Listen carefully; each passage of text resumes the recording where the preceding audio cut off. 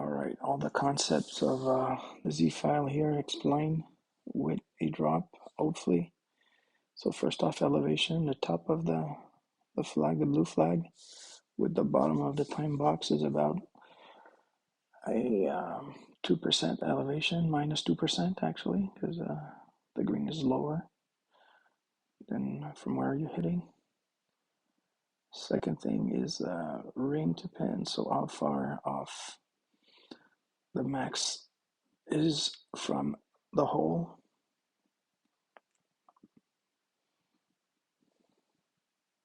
About 0.7 rings here.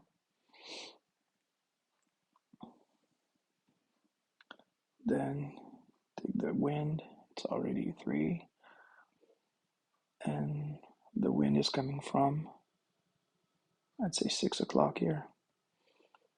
You can always check out where it's pointing to give you where it's coming from. And taking a read of the shot view now. That's the crucial part, and it's always a bit tricky, especially with Hellfire. Might not be the case here because it's a pretty tight shot view, but still you have to account for different details. So you line up roughly so you can take a proper read of your shot view, approximately where you think you're gonna have to be. You can always check if there's any weird bounce, the reaction of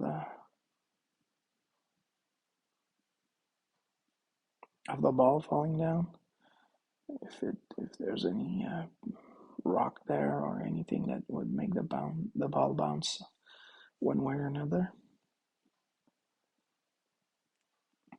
So it was a bit tight, so I adjusted for a longer shot view.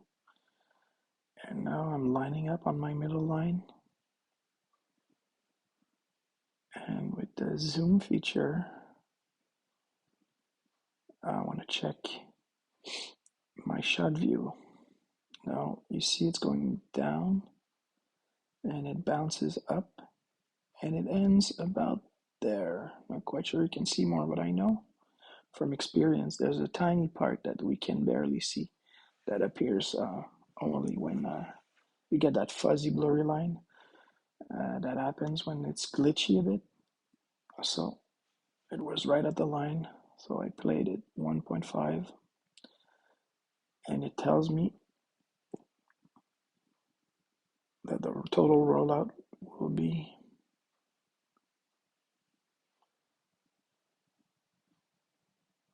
about 2.1, 2.2. I'm not sure, I didn't look properly. We'll get back to it for sure anyway. So making sure you're straight. It's easier to figure out if there's any break on the green. Making the proper reads, making sure if you're having to adjust for secondary wind. So lining up is crucial.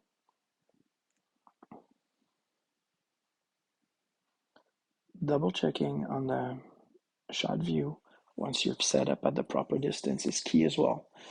Is if you move back and then you went uphill or downhill, it can affect your shot view, and it's the case here. You see, it's not quite the same as it was before, so I'm gonna have to release some backspin to bring it back to 1.5.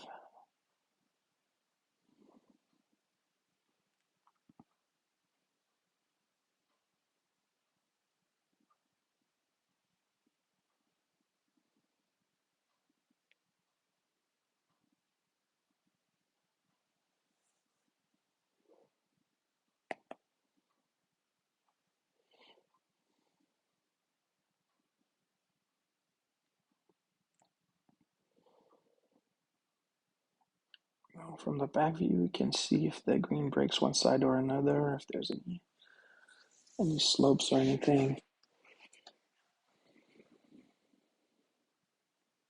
And if you pass the flag stick, you can adjust your really line up your shot view making it as straight as possible. And see, now I notice I'm off to the left a bit, so I'm going to correct that. It looks straight from here, but I know from the other side it was off. So I'm trying to correct it, and then I look again and then, well, something's wrong here. So I'm going to go back one click. And then I'm going to play it as it is. I prefer that one. So yeah, 211. And now the pull is 284. So I'm setting up at 90 degree, lined up on my middle line. Take a read on my pull. Will I pull up or downhill? And if so, I'll adjust accordingly. Right here, it's a bit downhill. And I'm not sure if I adjusted a click or I played it as it is. We'll try to see. So I'm setting up at 184, 185-ish, making it sure my wind arrow is straight.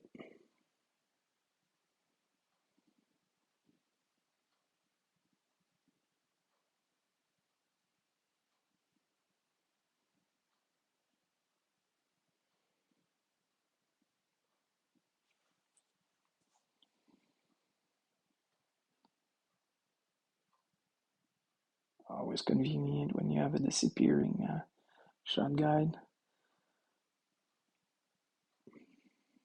So yeah, I go straight at the line, and I think I'm gonna release one click for the downslope pull.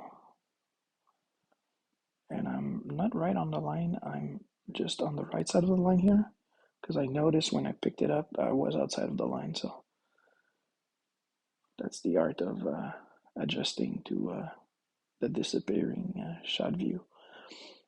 Hitting ultimate is key, and watching the ball fall in perfectly is always